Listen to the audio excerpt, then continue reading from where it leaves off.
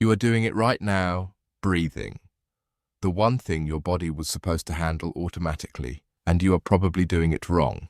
Most people breathe through their mouth. Short, shallow pulls into the chest, 12 to 20 times a minute. It feels normal because it is all you have ever known. But your body was not designed for this. Your nose was.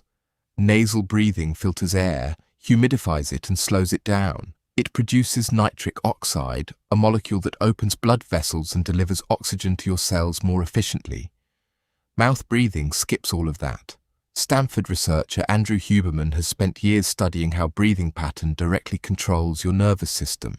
A slow inhale through the nose, followed by a longer exhale through the mouth, activates your parasympathetic system, the calm, focused state your brain performs best in. The simple act of exhaling longer than you inhale tells your brain, you are safe. You can think clearly now. You were born breathing correctly. Watch any infant, mouth closed, belly rising, slow and full. Somewhere between childhood and adulthood, stress, poor posture and screens taught you to breathe like you were always slightly panicking. The fix takes 4 seconds. Inhale through your nose for 4 counts. Exhale slowly for 6. Do it 3 times. Your heart rate drops. Your shoulders drop. Your brain shifts state. You've been alive for every breath you have ever taken. You just never noticed you were doing it wrong. But here is where it gets stranger. Most people assume breathing is purely automatic. Your body does it while you sleep. It does it while you think about other things. It has been doing it since the moment you were born. So why would you need to learn how to do it? Because automatic does not mean optimal. Your body will keep you alive with whatever breathing pattern you give it. But it will not tell you when that pattern is slowly making everything harder. Your sleep, your focus, your anxiety levels, your athletic performance, all of it quietly shaped by something you do over 20,000 times a day and never once consciously choose. James Nestor spent years researching this.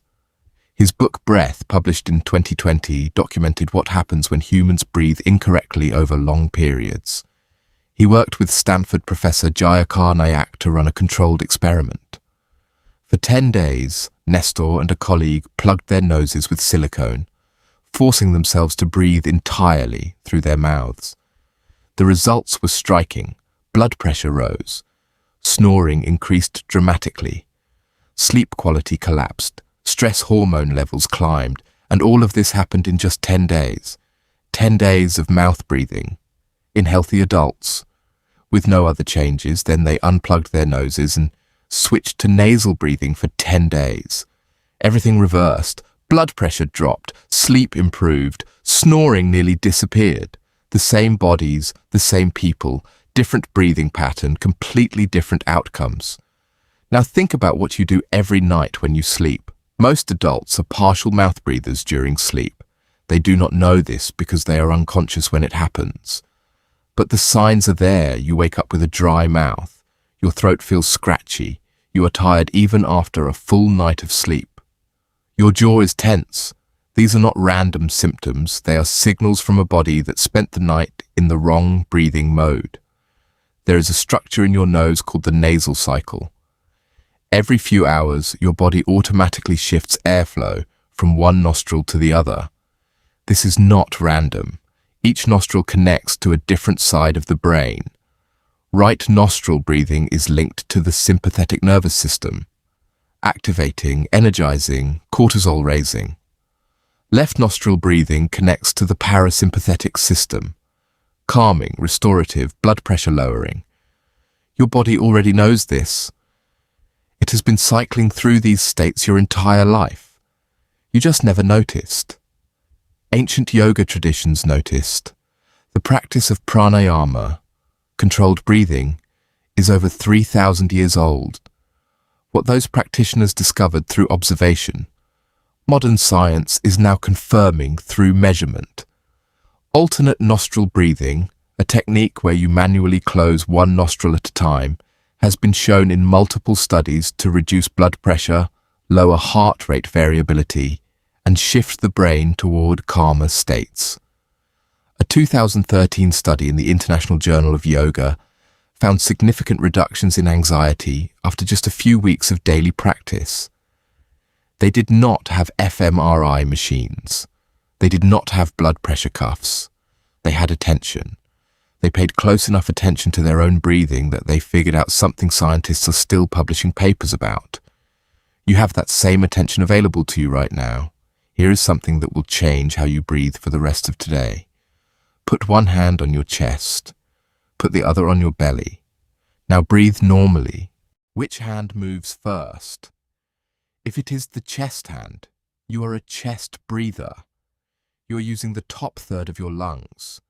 The bottom 2/3, where most of your oxygen exchange actually happens, are barely involved. If it is the belly hand, you are a diaphragmatic breather. Your diaphragm is dropping with each inhale, creating a vacuum that pulls air deep into the lower lobes of the lungs. This is how you were designed to breathe. This is what that infant was doing. The diaphragm is a dome-shaped muscle that sits below your lungs. When it contracts, it flattens downward. This pulls the lungs open from the bottom, maximizing the surface area available for oxygen absorption. When you breathe with your chest instead, you are using smaller accessory muscles in the neck, shoulders, upper chest that were designed for emergency situations, not 20,000 repetitions a day.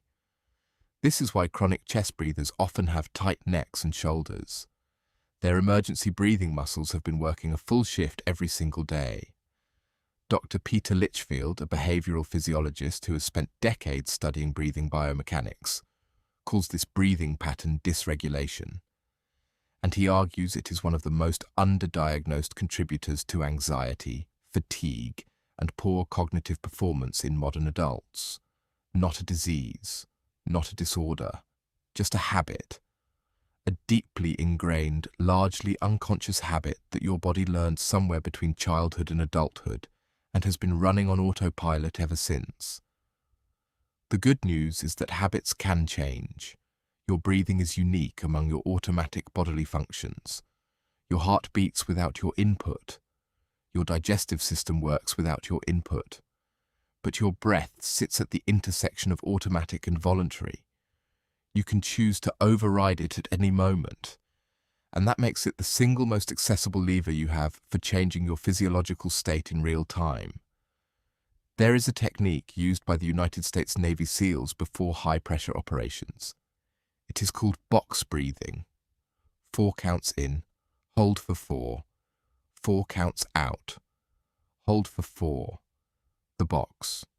It is not complicated. It is not mystical. It is a deliberate manipulation of your breathing pattern to force your nervous system into a calm, focused state before you need to perform. You do not have to be a Navy SEAL to use it. You can use it before a difficult conversation, before a presentation, before an exam, before a moment where your body defaults to shallow chest breathing and your thinking gets cloudy and your hands get cold and your voice loses steadiness. 4 counts in through the nose. Hold for 4. 4 counts out through the mouth. Hold for 4. Do it 4 times. 96 seconds. That is all it takes to manually shift your nervous system. This works because of something called respiratory sinus arrhythmia. Your heart rate speeds up slightly when you inhale and slows slightly when you exhale. Now you know the benefits of breathing correctly better than anyone else. By the way, I'm reading all the comments in case you want to say something. See you in the next video.